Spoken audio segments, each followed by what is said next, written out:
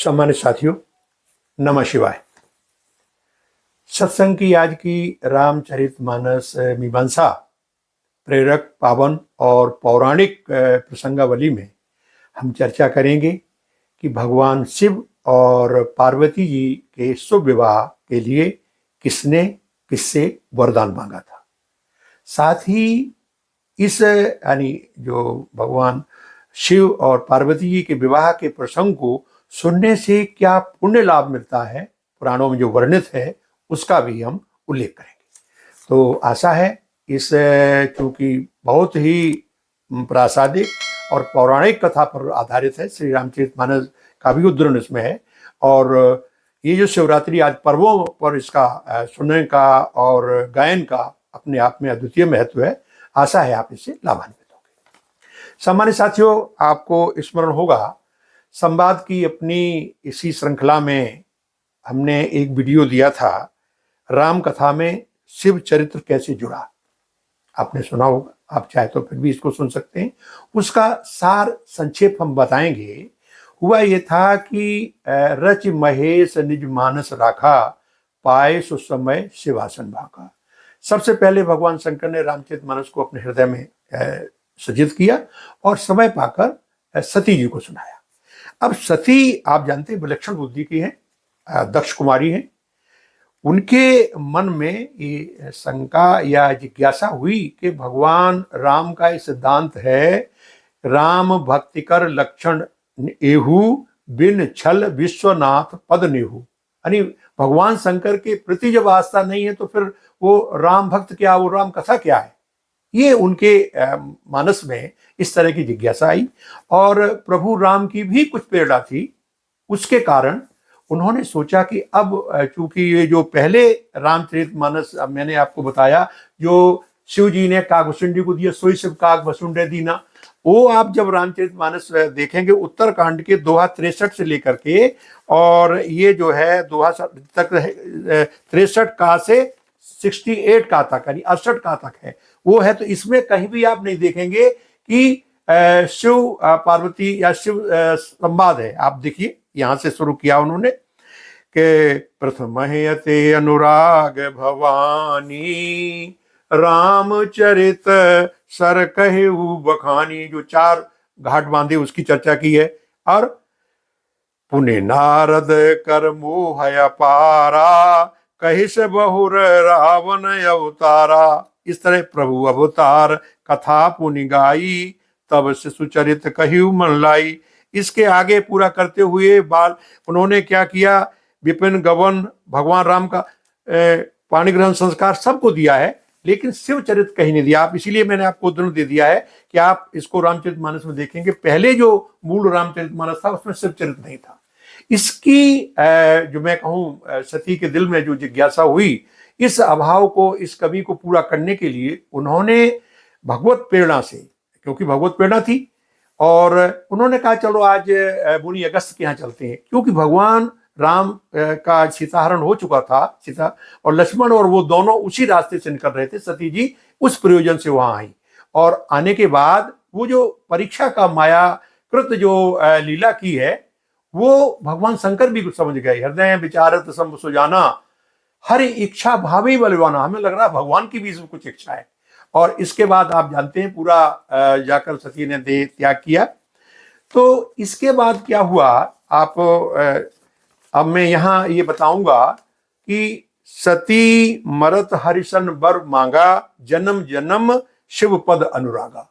इसी के कारण बाबा लिख रहे हैं, तेहि कारण हिम गिर ग्रह जाई, और जन्मी पार्वती तनु पाई। अब पार्वती के रूप में प्रागट्य हो गया हिमाचल के यहाँ। इधर क्या होता है कि भगवान शंकर जब सती का वहां अपने पिता के यज्ञ में जो है योग यज्ञ में वो अपना तन को जला देती हैं, सहार कर हो जाता है। तो तब से इनके, हालांकि यद्यपि वैरागी हैं, महान वीतरागी प्रभु हैं, फिर भी मन में कुछ क्षोभ हो गया है और जहां तहां राम की भजन करते हैं, कथाएं सुनते हैं।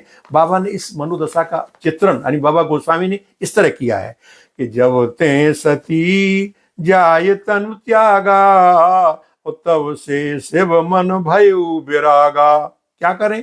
जपए सदा रघुनायक नामा, वो जहां तहां सुनाए राम गुण ग्रामा। इसके बाद जो काकभूषण जी को उन्होंने मानस खुद सुनाया था, तो उन्होंने कहा चलो देखते हैं कि किस तरह से उसको प्रेजेंट कर रहे हैं, प्रस्तुत कर रहे हैं। तो वो फिर आकर के आ गए काकभूषण जी के यहाँ, खुद लिख रहे हैं शंकर जी के यहाँ।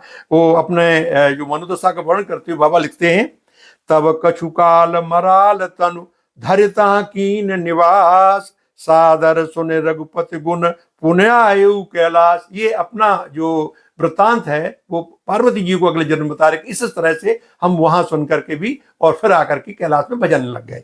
यहाँ भजन में जब इतने निमग्न हो गए तो उनकी भजन की रीत श्रृंखला और भव्य भावनाओं को देख करके भगवान प्रकट हो गए। ये बाबा लिखते हैं विद, तो ये विधि गायेऊ काल बहु बीती, और नित नहीं हो ये राम पद प्रीति। तो क्या? नेमो प्रेमो शंकर कर देखा, अभी चल हृदय भगति की रेखा। अब क्या हुआ? प्रगटे राम कृतज्ञ कृपाला, रूपशील निध तेज विशाला, बहु प्रकार शंकर सराहा, कि तुम बिन अस व्रत को निर्वाह। इसके बाद अब जो हम आपको जो हमने आपको शीर्षक दिया था वरदान वाला, उसी की तरफ चल रहे हैं। बाबा गोस्वामी जी लिख रहे हैं, क्या कहते हैं भगवान शंकर से श्री राम जी, अब विनती मम सुनो शिव, जो मो पर निज नेव, जाए विवाह शैल जय, यह मोए मांगे देव। ये वरदान मुझे दीजिए कि अब जाकर के पार्वती जी के साथ आप अपना पानी ग्रहण कर लीजिए। यहाँ मैं एक प्रसंग और आपको बताना चाहूंगा कि हुआ ये था कि जब इनका सती जी का शरीर त्याग हो गया, इसके बाद एक जो है राक्षस पैदा हुआ, और उसने जो करके तारक नाम का असुर हुआ और बड़ी भयानक तपस्या की। शंकर की तो अगरदानी है, और इनसे कहा कि महाराज हमें आपका पुत्र ही मार सके। वो जानता था कि अब शंकर जी की तो शादी होनी नहीं, ब्याह होना नहीं है, तो अब ये वरदान मिल जाएगा, इनके कोई पुत्र नहीं होगा तो हम तो अमर हो जाएंगे। वो जब उत्पात मचाने लगा तो देवताओं ने कहा क्या किया जाए। इधर क्या हुआ, मैंने कहा कि भगवान राम ने शंकर जी से प्रार्थना की, तो शंकर जी ने कहा सेव दीप उचित यस नाई, और नाथ बचन पुनि में टे न जाई। हालांकि आप पूरे पानी ग्रहण का कह रहे हैं पार्वती के साथ, मुझे तो उचित नहीं लगता, लेकिन आपका कहना हम कैसे टाल दें। क्यों? सिर धरि आयुष करिए तुम्हारा, परम धर्म यह नाथ हमारा। ये तो हमारा परम धर्म है। क्यों? मातु पिता गुरु प्रभु की बानी, और विनय विचार करिए शोभ जानी। फिर आप तुम सब भांति परम हितकारी, आप तो मेरे परम हितकारी हैं, आज्ञा सिर पर नाथ तुम्हारी। इसके बाद अंतर ध्यान भय हुए सभा का, अब भगवान चले गए और शंकर सोई मूर्त उड़ रखा। वो शंकर जी ने वही मूर्त आके अखंड समाधि में लग गए। शंकर सहज स्वरूप समारा, लाग समाधि अखंड पारा। अब देवता लोग बड़े परेशान कि भाई वो राक्षस वो कर रहा, क्या करें। तो आपने जो कामदेव प्रकरण सुना है, वो कामदेव से विनती की। कामदेव आया, उसने अपनी प्रकोप दिखाया, इन्होंने तीसरे नेत्र से उसका संहार किया।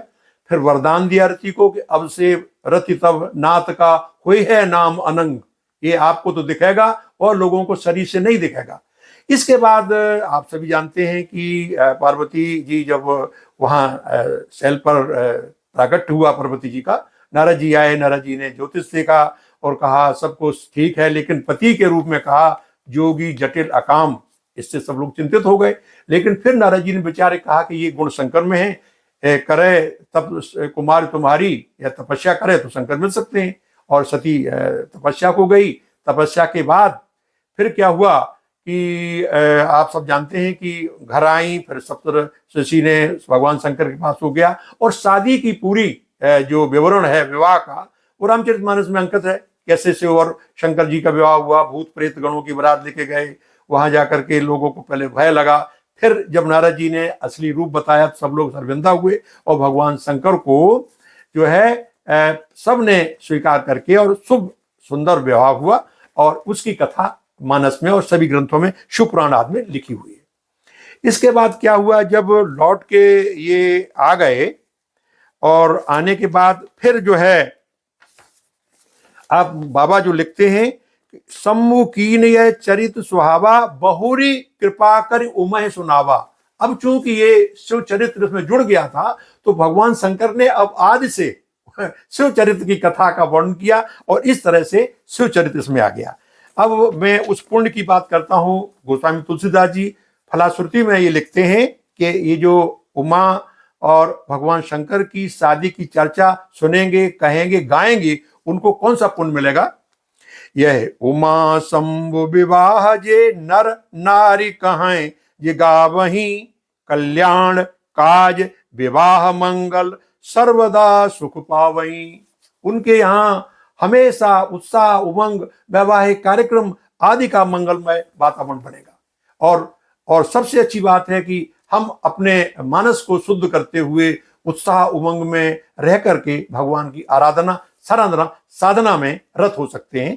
भगवान शंकर की ये कृपा में मिल जाती है और भगवान शंकर की कृपा से भगवान राम की भी कृपा मिल जाती है।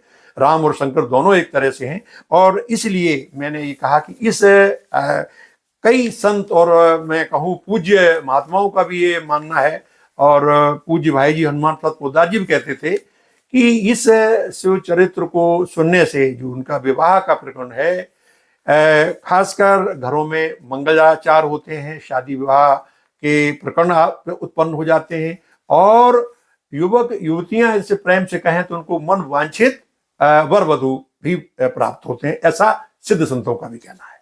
तो सम्मानित साथियों, आज के इस संवाद श्रृंखला में हमने भगवान शंकर की महिमा बताई। आशा है इससे आप लाभान्वित होंगे और शिवरात्रि पर भी आप शिव विवाह इस प्रसंग को आप शिव महापुराण या रामचरितमानस से सुनेंगे और उससे लाभान्वित होंगे। आज हम यही संवाद यात्रा समाप्त करते हैं। आगे फिर इसी तरह के किसी प्रकरण पर लेकर के आपसे फिर हम चर्चा करेंगे। तब तक के लिए हम आपसे विदा चाहते हैं। जय भगवान शंकर।